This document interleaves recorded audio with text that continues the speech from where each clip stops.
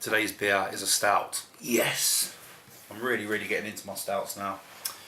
It's not only a stout, it's a stout that was recommended to me by Mr. Rob from Hopzine. Rob from hopzine.com. The thing is, I tried the left hand milk stout and I loved it. I thought it was lovely. Really nice flavours, and I put a comment out there saying if anyone knew of any sort of good milk stouts to give me a shout, and Rob said to me try the Bristol Beer Company, they do a nice milk stout. So I had a look on their website, and I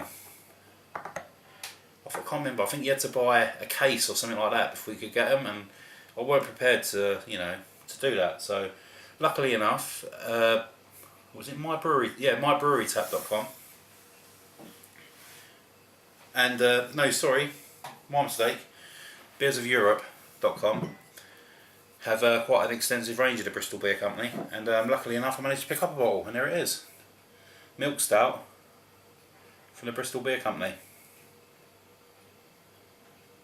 Lovely. Okay, I think this is about 4.1%, no 4.5, so you know it's about average for a stout, and brewed locally by the Bristol Beer Factory. They've got a website which is bristolbeerfactory.co.uk, and also a Twitter page if you like all that sort of stuff, which is twitter.com/BrisBeerFactory. Okay, let's give you a bit of info on it. Okay, Canberra National Champion Stout from 2009. This award-winning National Champion Stout is a beautifully creamy, full-bodied stout, the likes of which were brewed nearly a century ago on the very site of the Bristol Beer Factory today. Does not contain milk, invigorating and stimulating for workers, or so they used to say, brewed within the city of Bristol from local raw materials. This is real ale that has been fermented in the bottle. The beer is alive, blah de blah de blah, be careful, don't be a prat. Okay, let's get it open. I really hope it's as nice as the left hand. I'm not expecting it to be as nice, but you know, you never know. I trust Rob. He's got a good palate. So look at that. There's hardly any head coming off of that. Right, leave a bit of room in there. Quite a tiny head. Nice and brown, as you'd expect on a decent stout. Pitch black.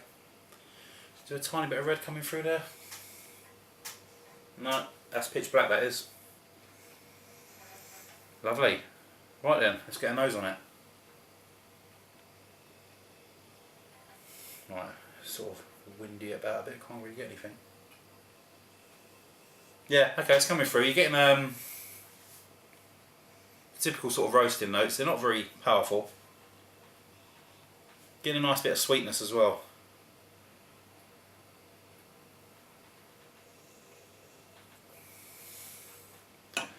A bit of dark fruit, like a sort of spiced bubblegum or something like that.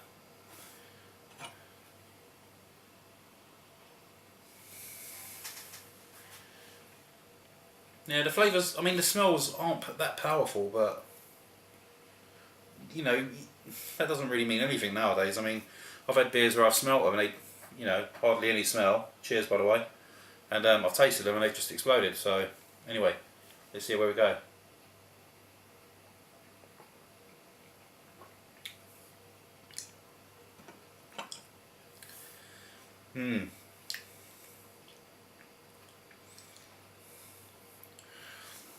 What does that remind me of? It's got slightly more coffee than I'm used to. I was expecting it to be a bit more sweeter. It's not too bad though. It reminds me of the Meantime London Porter, which is quite funny because I'm drinking it out of one of their glasses. It's not that full a body. It's quite light actually. Let's get the initial taste again.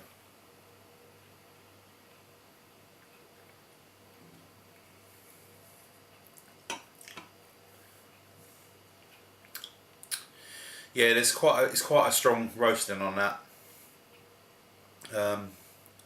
Whilst playing havoc with my tongue, that is. That really does taste like coffee.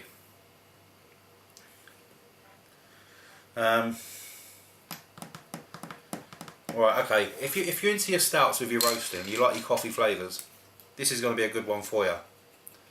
Personally, there's ways of using it that I like, and because the body's so light on this, it reminds me of a porter, and I really don't get on with porters.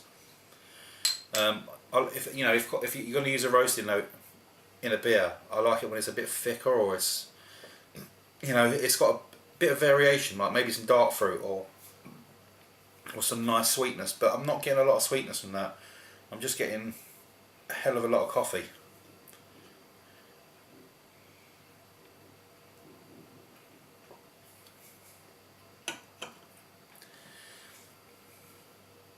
Right, I'm not going to finish this. I'll give it to Lou because she likes coffee, but it's a decent enough beer. If, like I say, if you like coffee and them sort of flavours, great, go for this. To me, it doesn't taste like a milk stout. I mean, right, fair enough. I've only had the Left Hand Brewery. I can't base my experience on one beer, but the Left Hand had a little bit more body to it. It had a nice sort of sweet creaminess to it as well. This is a bit too thin, and there's not a lot of sweetness in it. It's far too much coffee in it. Roasting notes, whatever.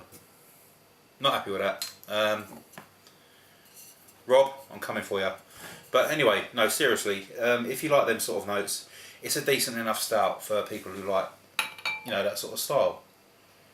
But it's not for me, so I'm not going to rate it because it'd be unfair. So, thanks for watching, and I'll see you again soon for another Viking review. Cheers!